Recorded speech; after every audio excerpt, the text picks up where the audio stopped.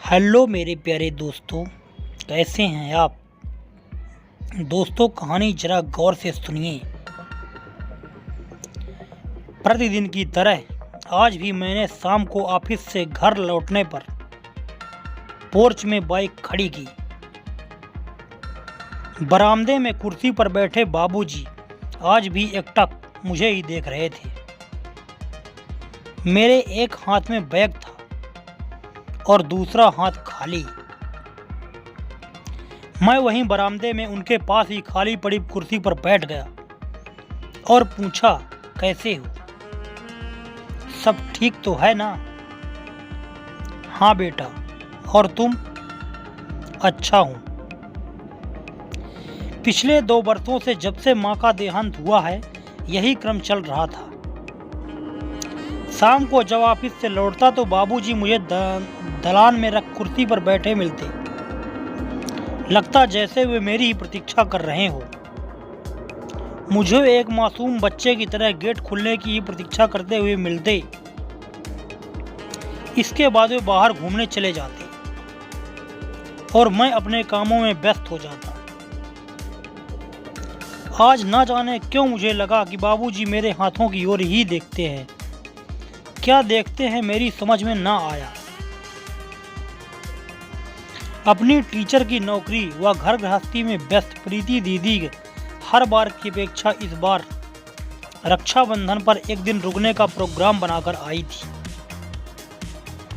मेरी पत्नी रेनू दी दोनों बच्चों को लेकर दोपहर में दीदी से राखी बांधकर अपने भाई को राखी बांधने मायके चली गई।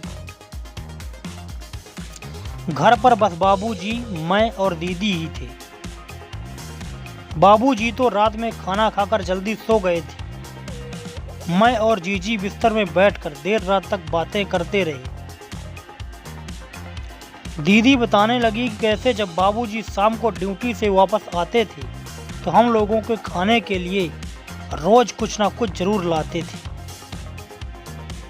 हम दरवाजे पर बैठकर उनका बेसब्री से इंतजार करते थे। घर में आते ही उनके हाथों को ललचाई नजरों से देखते हुए उनके पैरों से लिपट जाया करते थे। कभी कभी बाबूजी खाने की चीज अपने बैग में छिपा लेते थे तो हम मायूस होकर मुंह लटकाकर बैठ जाते। मुस्कुराते हुए बाबूजी जब बैग में से खाने की चीज निकालते तो हमारे चेहरे खिल उठते थे। तब समय एवं परिस्थिति के हिसाब से उस बैग में रोज कुछ ना कुछ नया होता, हम बच्चों के खाने के लिए।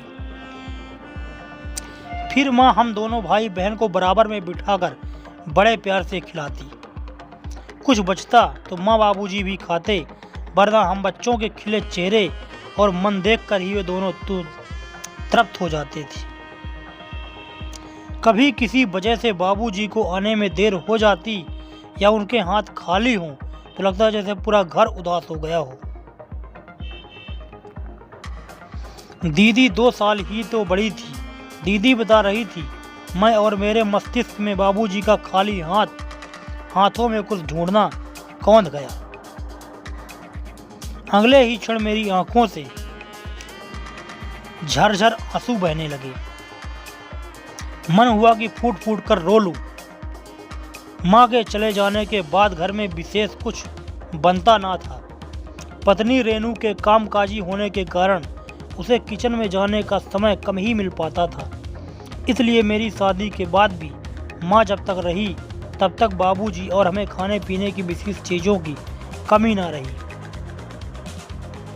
हे भगवान, मुझसे इतना बड़ा अपराध कैसे हो सकता है।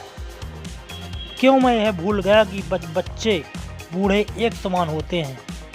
पिछले बरसों की व्यस्तताओं ने मुझे और रेनू को बच्चों एवं बूढ़ों की छोटी मोटी इच्छाओं के बारे में कुछ ना कुछ सोचने का मौका ही नहीं दिया। वैसे तो अब घर में खाने पीने के लिए सब आसानी से उपलब्ध होता है, फिर भी बच्चों के साथ साथ बुजुर्ग को भी लगता है कि कोई बाहर से आता है तो कुछ ना कुछ खाने के लिए विशेष मिलेगा ही मिलेगा। मैंने यह बात प्रीति दीदी को बताई तो मेरे साथ उनके भी आंसू बहने लगे। मन ही मन मैंने कुछ प्रण कर लिया था। दूसरे दिन जब मैं ऑफिस से लौटा तो आज भी बाबूजी यथावत उसी जगह उसी मुद्रा में बैठे मिले। मैं गाड़ी की डिग्गी में से एक हाथ से बैग और दूसरे हाथ से गर्म जलेबी का लिफाफा निकालकर बाबूजी की ओर बढ़ गया। बैग के अलावा दूसरे हाथ में लिफाफा देखकर बाबूजी की आंखों में चमक आ गई। लिफाफा उनके हाथ में देकर मैं उनके बाजू में रखे कुर्सी पर बैठ गया। उन्होंने उत्सुकता से लिफाफा खोला और जलेबी देखकर बाल सुलभ मुस्कुराहट उनके चेहरे पर फैल गई। मेरी आंखें फिर भीग आई। दोस्तों, वीडियो कैसा लगा कमेंट करके हमें ज़रूर बताएं। अगर वीडियो अच्छा लगा तो वीडियो को लाइक करना ना भूलें। धन्यवाद।